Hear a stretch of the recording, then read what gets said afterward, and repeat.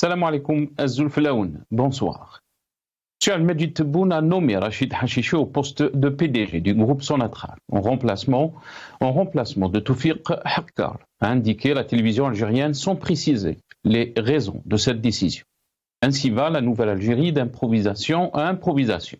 M. Hakkar avait succédé en février 2020 à Kamaldine Cheikhi, limogé après moins de 3 mois seulement à la tête de ce groupe détenu à 100% par l'État et crucial pour l'économie algérienne, qui en tire 60% de son budget et 95% de ses recettes à l'exportation. Le nouveau PDG avait déjà dirigé le groupe pétrolier d'avril à novembre 2019 en remplaçant Abdelmoumen Ouelqaddou, limogé 3 semaines après la chute de Abdelaziz Bouteflika, poussé à la démission par un mouvement populaire de contestation inédit. Il est le 13e dirigeant de la Société publique des hydrocarbures depuis 1999, signe d'une instabilité chronique à la tête de ce groupe. Sonatrach, géant qui regroupe les activités d'exportation, de production, de raffinage et de transport du pétrole et du gaz, a été secoué ces dernières années par une série de scandales financiers et de corruption qui ont fait l'objet d'enquêtes en Algérie et à l'étranger. En novembre dernier, M. Ouelqaddou a été condamné à 15 ans de prison ferme pour corruption en lien avec le rachat d'une raffinerie en Italie. D'après plusieurs médias algériens, Toufiq Hakkar faisait l'objet d'une interdiction de sortie du territoire national en raison de son implication dans une affaire de corruption et d'abus de fonction qui fait l'objet d'une enquête sécuritaire menée par les services de la gendarmerie nationale. Une information que nous pouvons confirmer ou infirmer. Ce régime ne peut lutter, voire combattre la corruption en mettant en tête de gondole des personnes emblématiques, certes, en oubliant de lutter contre les véritables procédés qui ont permis l'émergence de la corruption endémique de toutes les institutions de l'État. Cette corruption est le produit de plusieurs facteurs dont les principaux ont été le sentiment d'impunité qu'offrait la toute-puissance hiérarchie militaire, la notion de servilité pleine et entière sans discussion du clan au pouvoir qui ont corrompu le commandement militaire et les services de sécurité et enfin celles et ceux qui avaient la même mise sur la haute administration. Les principales signatures publiques, à savoir Sonatrach, Sonalgaz, les banques, la justice, les douanes, la direction des impôts et j'en passe. Tous les aspects de la vie publique dans notre pays, tous les scandales de corruption mis en place, car il s'agit de mise en place masquée des scandales à venir qui, tôt ou tard, viendront à être dévoilés et éclabousseront ceux par qui le scandale est arrivé. Ces limogeages et ces changements à la tête de sociétés comme Sonatrach et d'autres institutions dénotent un malaise profond au sein du régime algérien. L'échec et l'isolement de l'Algérie nouvelle inquiètent au plus haut niveau. L'image du pouvoir algérien est ternie, est abîmée. Elle est devenue synonyme de répression, de corruption, de gabegie, d'échec et d'incompétence. À une année des élections présidentielles, le torchon brûle entre différents clans. L'Algérie occupe régulièrement les plus mauvaises places dans les différents classements. La politique du tout répressif, le champ politique est laissé libre à l'institution militaire et accessoirement à la présidence de la République. Ce duo s'érige en bureau politique et décide à eux deux les orientations à court terme et surtout sans contrôle démocratique. Notre pays ne prendra la voie du salut que lorsque émergera une élite qui comprendra qu'avec une gestion pareille et qui dure depuis l'indépendance, on ne peut rien construire, encore moins l'homme algérien.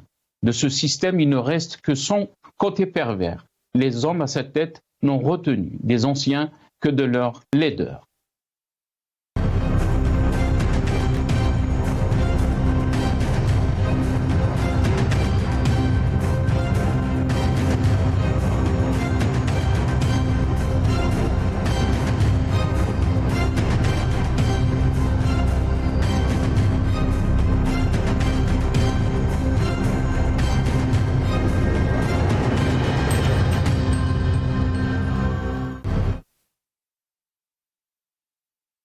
Tebboune limoge le PDG de Sonatrach, des changements et des interrogations, c'est le titre de notre émission pour ce soir. Et pour en parler, j'ai le plaisir d'accueillir dans cette émission M. Abdou Sommar, journaliste et directeur d'Algérie Part, qui est avec nous par téléphone depuis Paris.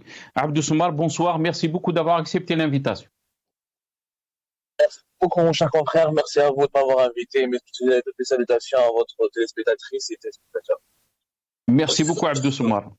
On aura le plaisir aussi d'accueillir Nazim Taleb, membre du secrétariat de Rachad, qui est avec nous aussi depuis Paris via Skype. Nazim Taleb, bonsoir. Merci beaucoup d'avoir accepté l'invitation. Marhababi. Oui, bonsoir, merci bien pour l'invitation et mon salut bien sûr à votre invité et à tous les téléspectateurs. Merci beaucoup Nazim Taleb. On aura aussi le plaisir d'accueillir depuis le Canada Jabla Sayri, militant politique. Il sera avec nous par Skype aussi depuis le Canada. Abdou Soumar, je vais commencer cette émission avec vous. Merci encore une fois d'avoir accepté d'être parmi nous ce soir. D'abord revenir sur ce limogeage du PDG de Sonatrach. Pourquoi cet énième limogeage du PDG de Sonatrach Abdou Soumar?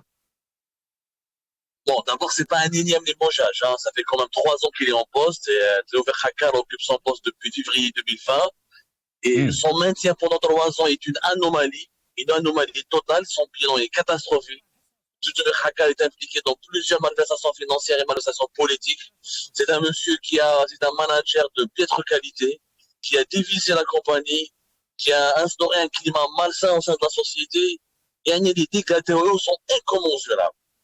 Pour être tout à fait franc avec vous, durant les 20 dernières années, c'est certainement le manager qui a eu les plus mauvais résultats et les dérives les plus désastreuses.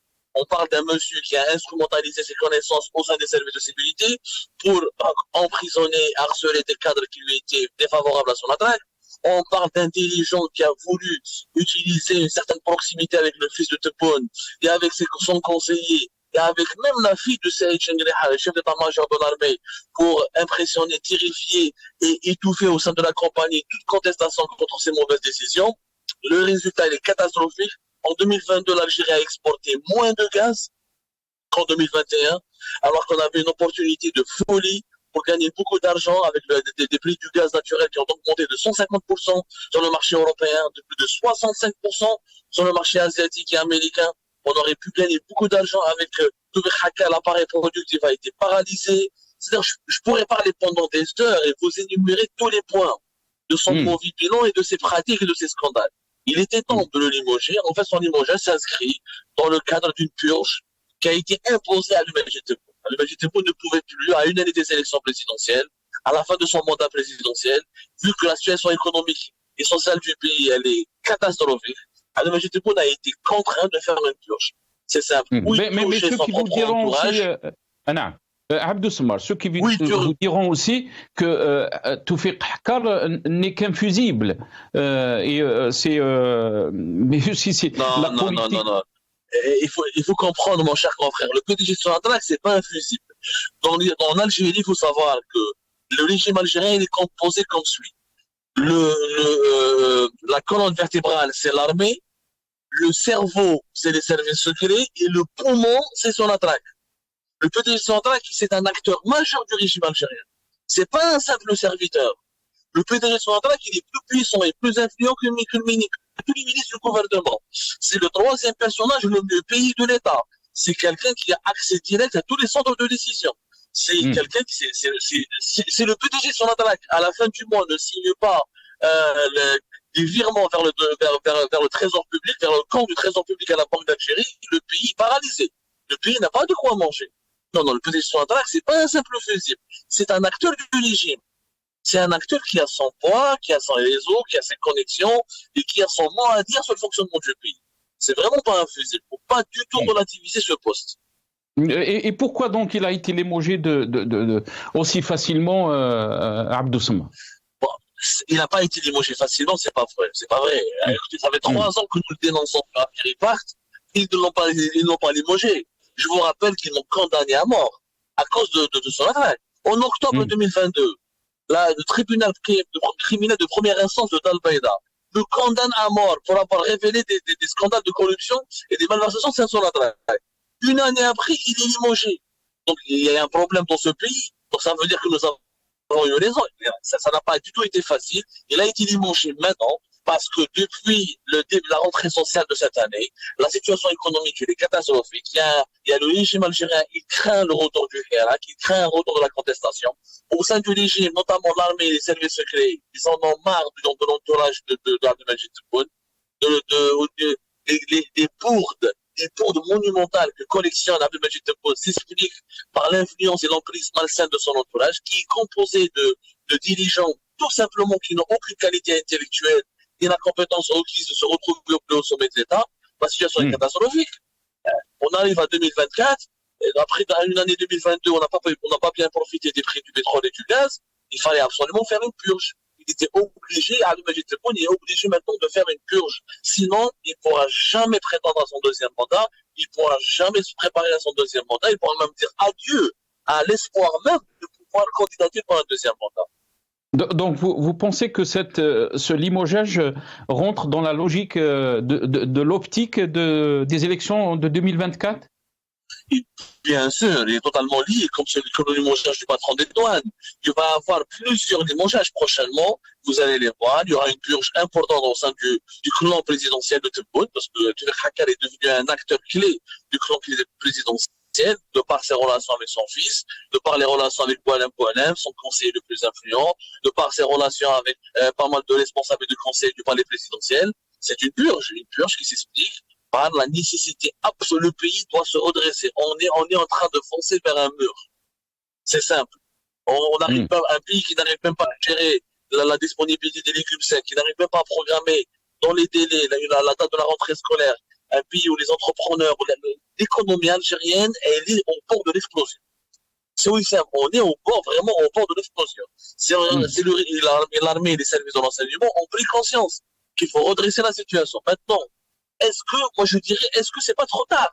C'est ça le problème. J'espère que c'est pas trop tard.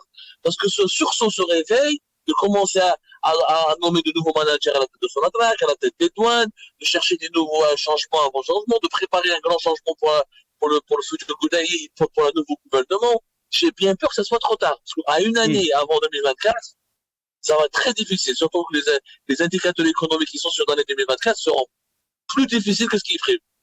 Très bien. C'est limogeage aussi à Abdou Semmar, mais aussi on a vu dernièrement donc les prérogatives qui ont été changées par rapport à la présidentielle, des missions nouvelles. On parle des missions nouvelles, bien sûr, des conseillers de Abdelmajid Tebboune. Est-ce que vous pensez que ça rentre dans la logique d'une lutte clanique qui s'acharne de plus en plus qu'on avance vers cette date des élections présidentielles?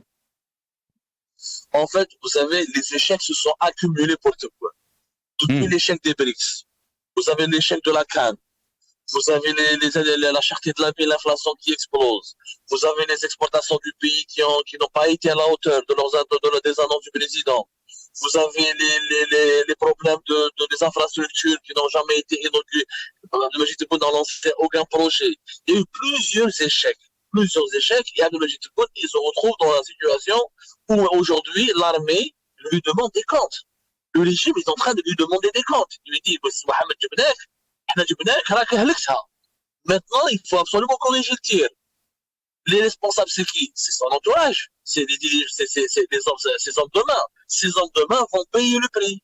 Ils vont payer le prix, ils vont être punis, ils vont être sanctionnés, ils vont être injectés du pouvoir, ils vont être ensuite sacrifiés parce que il faut que quelqu'un paye pour ces mauvais résultats. Parce que c'est catastrophique. Vous avez bien vu que le Mouloud de la semaine dernière, on n'a jamais vu le prix du poulet en Algérie devenir plus cher qu'en France. C'est ça même dans l'Algérie. Il y a des pénuries de légumes secs, des pénuries de plusieurs produits de première nécessité. Je ne parle même pas des médicaments. La paralysie du pays dans laquelle se retrouve, il faut que des gens payent. Et tout le monde est obligé de sacrifier des têtes. Il est obligé de sacrifier des têtes. Maintenant, il doit sacrifier des têtes, mais il doit aussi protéger des têtes.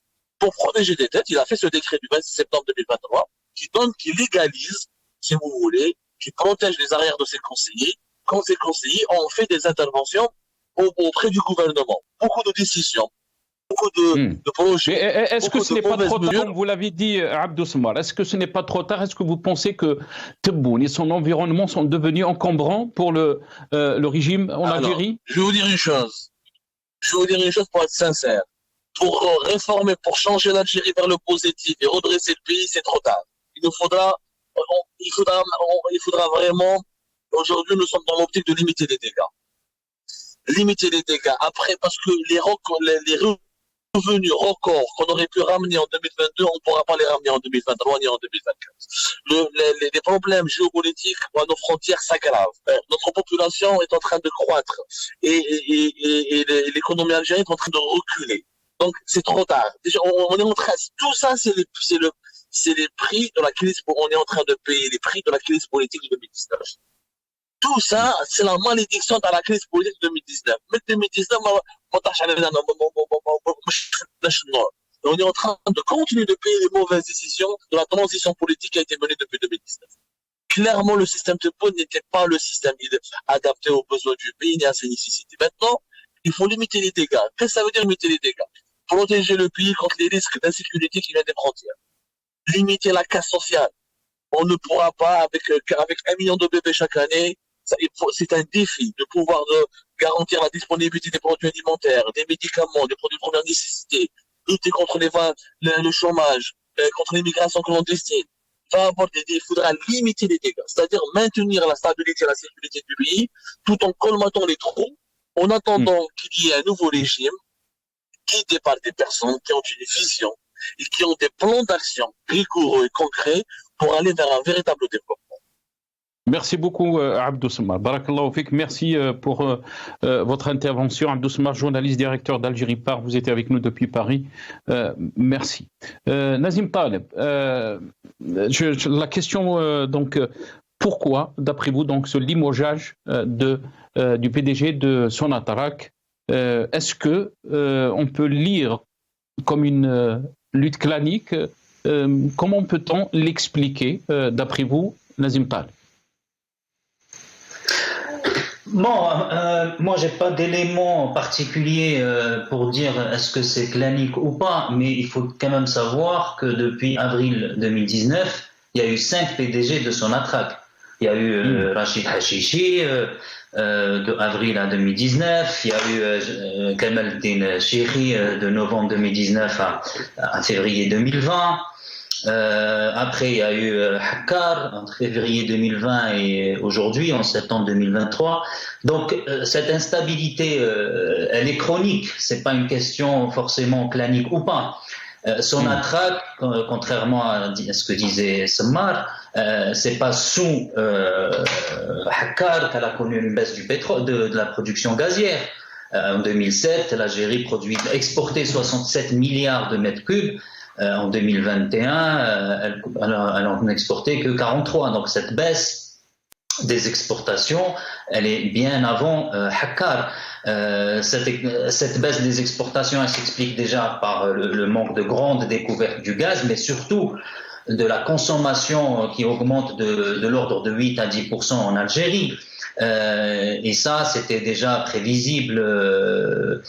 Je crois de mémoire, au sein du mouvement Rajed, on avait fait une vidéo là-dessus pour dire que l'exportation du gaz allait être inférieure pour la première fois à la consommation interne, et ça s'est produit en 2021, puisque finalement, les courbes se sont entrecoupées. Et la consommation intérieure a explosé, et forcément au détriment des exportations. Donc maintenant, est-ce que c'est infusible ou pas? Il faut déjà savoir que Sonatrach, c'est le porte-monnaie des généraux en Algérie. Dire qu'il a réussi ou pas, je dirais, c'est très subjectif. Premièrement, Sonatrach... Le porte-monnaie des généraux, Nazim Taleb, mais aussi le panier des Algériens. Oui, mais c'est surtout le porte-monnaie des généraux. Parce que quand on dit que la situation économique, elle est catastrophique, il ne faut quand même pas oublier que les généraux se sont octroyés un budget faramineux de l'ordre de 20 milliards de dollars hors équipement. Alors, je ne sais pas si vous vous rendez compte. Donc maintenant dire oui, il y a eu l'inflation, il y a le chômage, il y a la crise, etc. Ben oui, forcément. Mais c'est qui s'en sert le plus de la fiscalité pétrolière, si ce n'est les appareils de sécurité de l'État, à savoir l'armée et la police qui s'accaparent à eux deux à peu près la moitié du budget de l'État. C'est énorme. Je ne sais pas si vous vous rendez compte, la moitié du budget de l'État est consacrée à l'armée et à la police et à la gendarmerie. Bon, si on dit que la gendarmerie est affiliée à l'armée, donc c'est à deux, c'est quand même la moitié du budget de l'État. Le reste, c'est, comme vous avez dit, pour la population, le foutet. Donc, Ta'lim, Siha, etc., etc. Donc, Sonatrach, elle est connue pour être un foyer de corruption depuis des années, et depuis notamment 90. Je crois depuis 90, il y a eu 13 PDG. Depuis 99. Pardon ? Depuis 99. Au 99, 13 PDG depuis 90, je ne sais pas encore. Donc, on ne peut pas gérer une entreprise d'une taille aussi critique pour l'économie algérienne comme on gère une épicerie. On ne change pas un dirigeant de Sonatrach comme on gère, je dirais même quand on changeait un ministère. C'est quand même, économiquement, c'est le pilier de l'État. Malheureusement, c'est devenu un foyer de corruption. Alors, les exemples sont nombreux, mais je vous rappelle juste les scandales de Sonatrach 1, Sonatrach 2, on passe par les entreprises étrangères au lieu d'augmenter les salaires des Algériens pour avoir des rétrocessions derrière. On parle des sociétés de sécurité qui sont sur les sites de Sonatrach. Donc enfin, on fait un coup d'État terroriste par là pour augmenter les agents de sécurité. Et les agents de sécurité, c'est qui ? Eh ben, à leur tête, c'est les anciens commandants, les colonels et les généraux. Et donc, ils se font un argent fou. Et pendant ce temps-là, Sonatrach, elle perd son plus beau joyau qui est sa ressource humaine, c'est-à-dire les ingénieurs qui ont été formés par l'Algérie pour travailler ailleurs au lieu de l'Algérie. Pourquoi ? Parce qu'on ne leur offre pas un salaire concurrentiel, puisque par exemple quand on va à l'étranger, on est payé $10 000 ou 12 000 ou peu importe, en tout cas c'est au-delà de $10 000 par mois, et en Algérie on leur donne 20 millions, 30 millions. Et les 10 000 et les 20 000 $, c'est qui les reçoit ? C'est les sociétés étrangères qui, par un mécanisme de reversement de la commission, donc ils se retrouvent à reverser, je ne sais pas, sur un salaire de 10 000, on reverse 5 000 $ à Dubaï, etc., par tête de pipe, et vous faites le calcul. Donc aujourd'hui, Sonatrach, c'est un échec total depuis des années, c'est pas Hakkar. Parce que comment expliquer qu'une société aussi importante, et depuis sa nationalisation en 71, c'est-à-dire après la nationalisation, elle a mieux géré qu'aujourd'hui. C'est-à-dire quand les Français sont partis, elle a mieux géré la chute de production qui est passée de 100 à 66 000 barils à l'époque par jour. Aujourd'hui, 60 ans après, Sonatrach, normalement avec sa taille, devrait être une société qui est présente dans tous les continents, qui n'a pas besoin forcément d'une main d'expertise étrangère, parce que depuis le temps, on aurait pu former des experts en exploration, en raffinement, etc. Et donc aujourd'hui, on fait des lois pour les modifier. Et pour la première fois, l'Italie est devenue shared production, c'est-à-dire une production partagée, avec une remontée, bien sûr, des recettes au niveau de ses partenaires. Donc aujourd'hui, Sonatrach, c'est un échec depuis plusieurs décennies, puisque c'est une société finalement qui est restée pratiquement sur le marché algérien, qui n'a pas développé, qui n'a pas recherché tout ce qu'elle devait rechercher. Elle n'a pas fait sa mutation écologique, c'est-à-dire le solaire qui est un réservoir les énergies renouvelables pour l'avenir. Donc tout ça, c'est un échec non pas de Hakkar, mais c'est un échec, encore une fois, d'un régime militaire qui a mis même base sur Sonatrach. Très bien. Restez avec nous, Nazim Taleb. On a avec nous Jaballah Sayri, militant politique qui nous a rejoint depuis le Canada. Il est avec vous via Skype. Jaballah Sayri, bonsoir. Merci beaucoup d'avoir accepté l'invitation. Marhaba bik. Bonsoir Nasser, bonsoir à ton invité aussi et salut à tous les spectateurs de Magharibiya. Merci beaucoup pour l'invitation. Barakallahu fik, Si Jaballah. Si Jaballah, comment peut-on lire donc ce limogeage du PDG de Sonatrach, donc Toufiq Hakkar, Est-ce qu'on peut parler donc de la corruption qui est endémique dans cette société, ou de l'échec dont il a mentionné Nazim Taleb, de l'échec de la politique, si on peut parler du système militaire en Algérie, comme il l'a nommé. Donc, qu'est-ce que vous en pensez de ce limogeage, Jaballah? Écoute, c'est-à-dire, vraiment, des fois, on reste perplexe, surtout quand on analyse la politique algérienne, vu son opacité. Mais je peux dire toujours, c'est-à-dire, on peut déduire à travers les informations qu'on reçoit, c'est-à-dire de part et d'autre, que la gestion générale du pays, ça repose sur la lutte clanique. Donc, il y a toujours la lutte clanique qui est à tous les niveaux, non seulement pour Sonatrach, sauf que Sonatrach, elle prend cette ampleur-là, vu sa position et vu son importance par rapport à l'économie nationale. Donc, c'est pour ça qu'on s'intéresse beaucoup à Sonatrach et non pas aux autres entreprises telles que Mobilis ou telles que même des petites entreprises. Il y a toujours la lutte clanique, il y a la désignation, il y a l'interventionnisme, c'est ça qui gère le pays. Donc, le pays en général, il est géré comme ça. Maintenant, Tawfiq Hakkar, ça peut être invisible. Moi, je ne suis pas d'accord avec ton invité, c'est-à-dire Abdel Sammar, quand il dit, c'est-à-dire c'est pas invisible. Non, c'est invisible. Pourquoi? Parce que le PDG de Sonatrach n'est pas le Sonatrach. Le Sonatrach, elle est indépendante, elle est là. Elle a son importance, elle pèse sur l'économie nationale et tout ça, mais son PDG, c'est invisible, ou bien il peut être juste mis à la salle d'attente comme celui qui a été, comme Rachid Hachichi, qui l'a remplacé.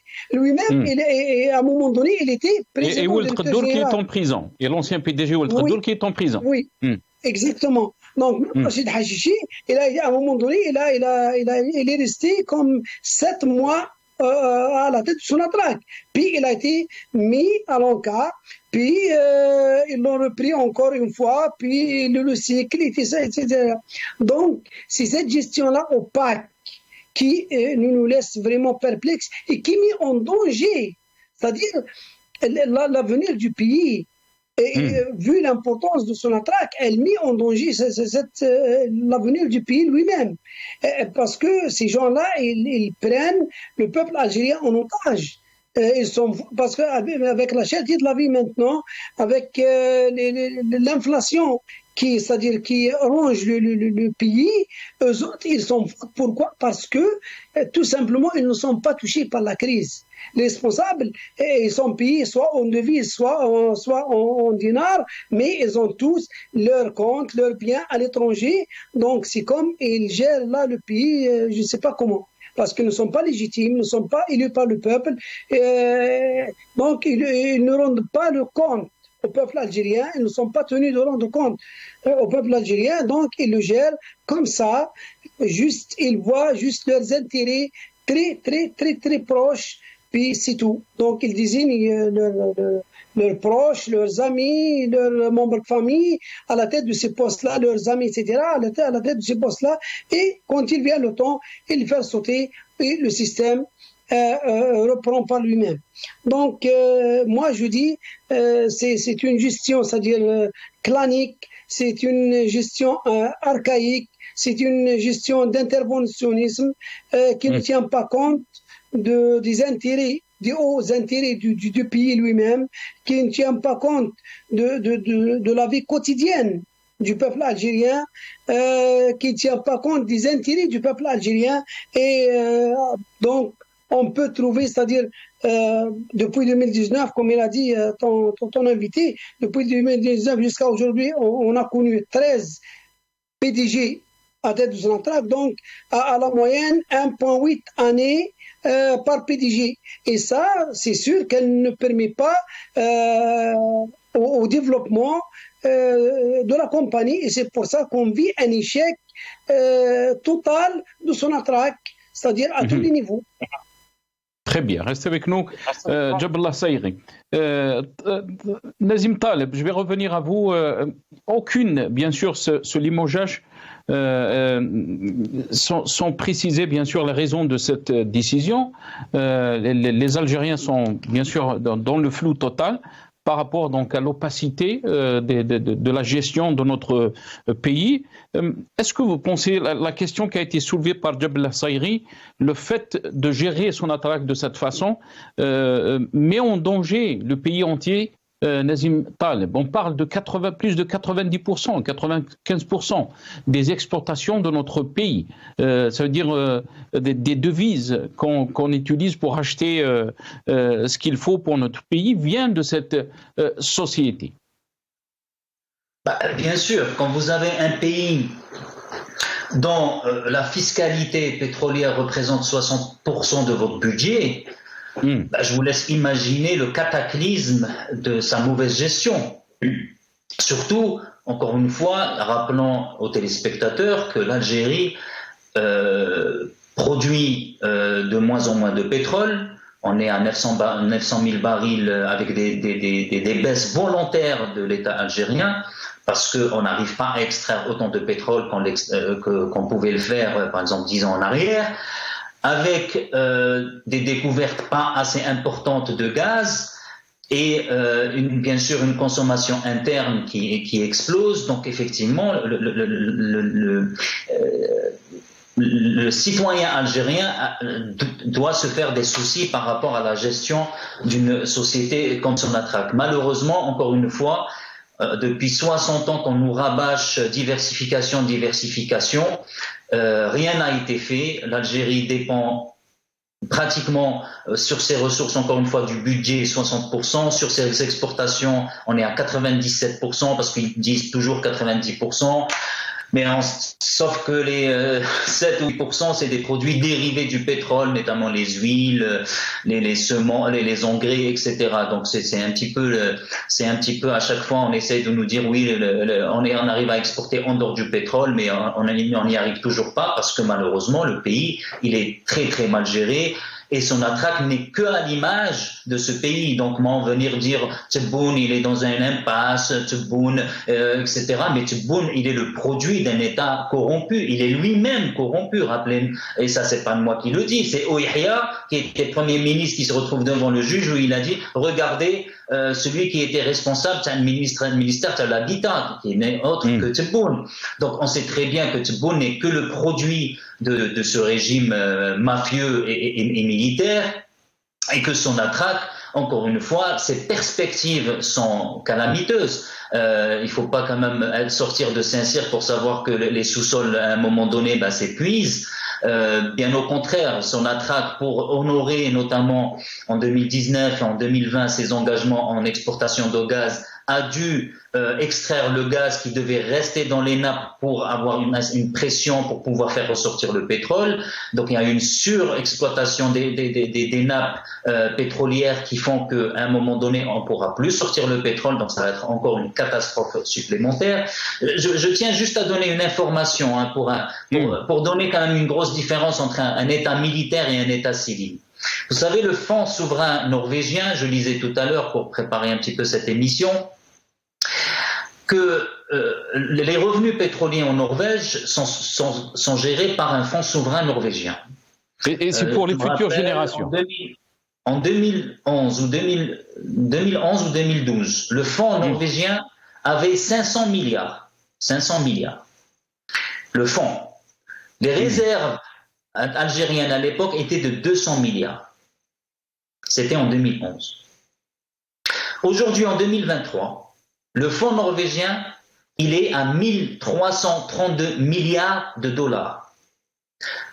En 6 mois, ce fonds, à lui seul, il a gagné 130 milliards en un semestre, c'est-à-dire de janvier 2023 à juin 2023. Ils ont gagné 131 milliards.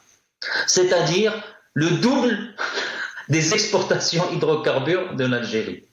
C'est vous dire qu'une bonne gestion, quand dans un état civil, où on rend des comptes à la population, où on met de l'argent pour les générations futures, comment l'argent Absolument. C'est ce que je voulais préciser, Nazim Taleb. Ce fonds aussi va servir les futures générations.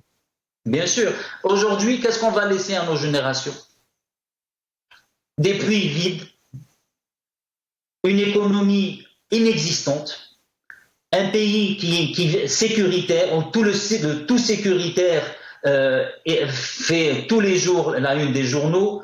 Bien sûr, je rappelle qu'il y a eu l'arrestation des cadres du FIS juste parce qu'ils ont fait bayen pour dire que c'était même pas un bayen qui était virulent, là, c'est juste voilà, on s'assoit sur une table, on essaye de trouver une solution. Même ces gens-là ne peuvent pas s'exprimer.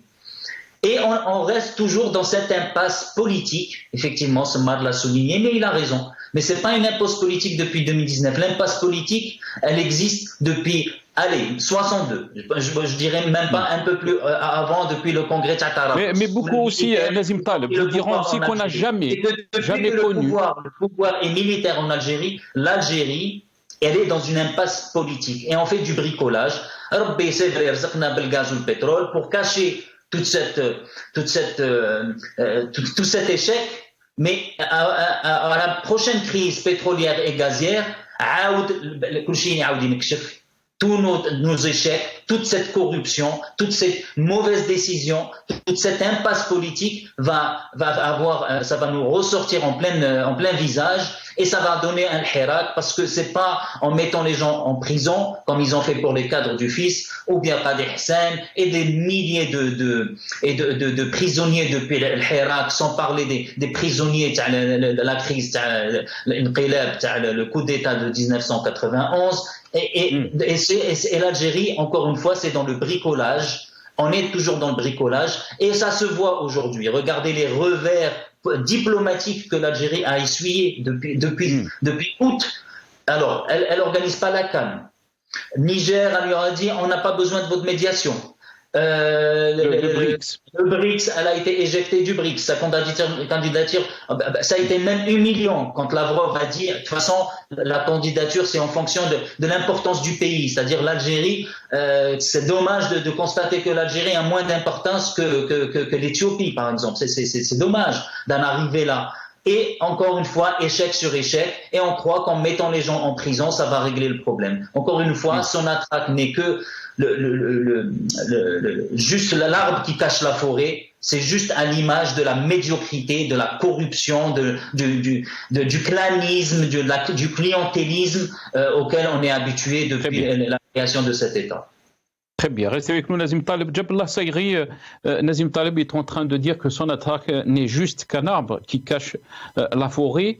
L'échec qu'on est en train de constater, malheureusement, par rapport à la gestion de notre pays, depuis 2019, jamais on est arrivé à une situation pareille. Jabla Sayri à tous les niveaux. Quand on parle de la situation des droits de l'homme, Nazim Taleb l'a dit, on a vu dernièrement donc la visite du rapporteur du Conseil des droits de l'homme de l'ONU qui a fait une visite donc en Algérie, qui a parlé du Hirak, mais cette nouvelle Algérie est en train d'inquiéter Jabla Sayri par la façon dont elle est en train d'être gérée. Qu'est-ce que vous en pensez, Jabla Sayri? C'est-à-dire cette génération-là, c'est-à-dire qui est à la tête du pouvoir algérien depuis 30 ans, 40 ans, Tebboune lui-même c'est un produit du système depuis 50 ans. Donc ces vieillards-là, c'est-à-dire sont dépassés par les événements. Nous sommes plus capables de connecter, de se connecter avec ce qui entoure, avec le monde extérieur. Ils ne sont plus capables, c'est pas une question, ils ne veulent pas ou non, mais ils ne sont plus capables, ils n'ont pas les compétences, même pour connaître, pour comprendre ce qui se passe à l'extérieur du pays et à l'intérieur du pays aussi. Parce que durant le Hirak, on a tous vu que la population a été complètement, c'est-à-dire au-dessus des aspirations de la population. Les revendications populaires étaient vraiment, c'est-à-dire à un niveau très haut. ils ont dépassé leur gouverneur. C'est pour ça cette génération-là qui commande, oui, cette génération-là qui gère le pays ou bien qui a pris le pays en otage, comme tu veux, c'est-à-dire elle est dépassée par les événements, donc elle n'est plus connectée soit avec l'intérieur, soit avec l'extérieur. Donc ils sont dépassés, donc se sont rendus incompétents, ils ne peuvent pas comprendre. C'est-à-dire où est-ce qu'on s'en va. Donc en plus ils sont toutes, c'est-à-dire mouillés, ils sont toutes, c'est-à-dire avec des affaires de corruption, avec des affaires de clanisme, avec des affaires de terrorisme aussi, parce qu'on a vu dernièrement, c'est-à-dire le jugement de Khaled Nazar, c'est-à-dire c'est un jugement pour tout le système, c'est pas uniquement pour Khaled Nazar. On a vu la réaction du pouvoir, comment elle a été virulente envers la Suisse, parce qu'ils se sont sentis tous concernés par ce jugement-là, c'est-à-dire, et effectivement, ils sont tous concernés. Donc, ces gens-là, ils ont failli à tous les niveaux. Donc, on ne peut pas, c'est-à-dire, demander à quelqu'un de donner plus que l'on a. Mais Jabla Sayri, vous êtes en train de parler donc de la faillite de ce système, de la façon dont le pays est géré.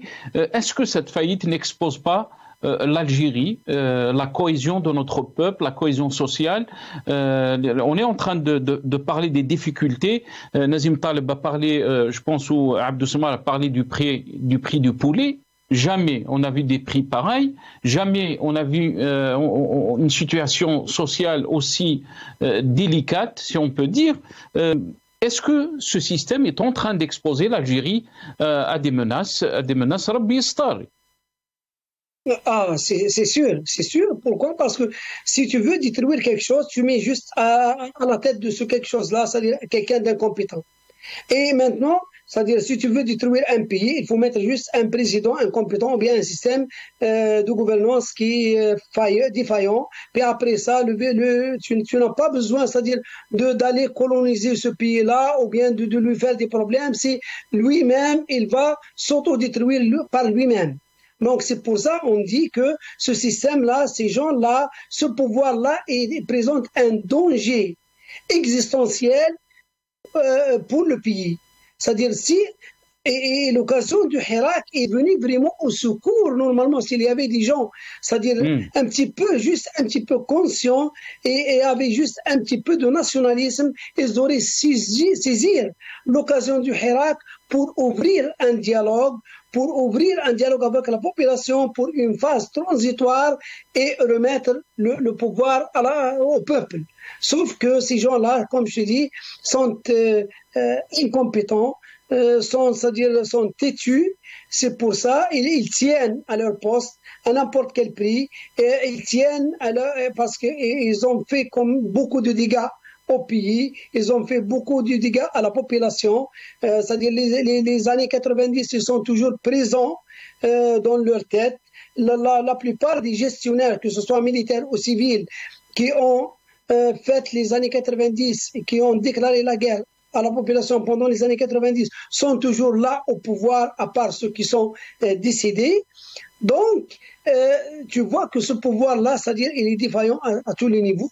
Et c'est pour ça qu'on trouve cette gestion-là archaïque, cette gestion-là qui n'a aucun rapport avec les manières dont le monde gère les pays, que tu trouves vraiment, on est complètement déconnecté et l'Algérie risque vraiment, c'est-à-dire de ne plus pouvoir suivre c'est-à-dire les événements, parce qu'aujourd'hui les défis que l'Algérie, c'est-à-dire fait face sont beaucoup, c'est-à-dire comme la transition, c'est-à-dire vers l'énergie, c'est-à-dire l'énergie renouvelable.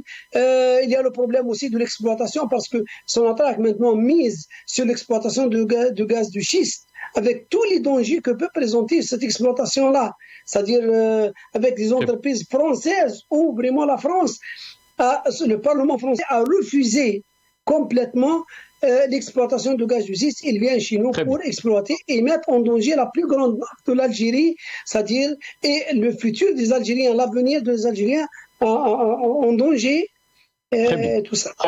Oui. Très bien. Restez avec nous, Jabal Sayri.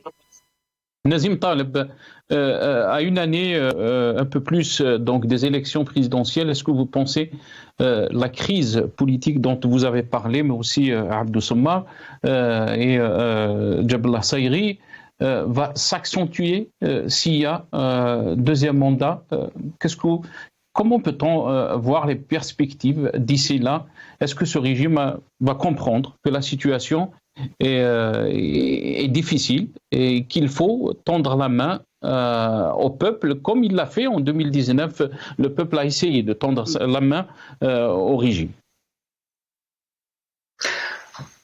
Bon, on garde toujours espoir que bon, le régime c'est un peu trop généraliste, mais au moins une frange de ce régime, que ce soit au niveau du militaire, bon, je crois pas que le civil a une quelconque pouvoir de décision. On peut espérer qu'une frange au niveau de l'armée peut dire non, on peut pas continuer comme ça, on va vers l'explosion.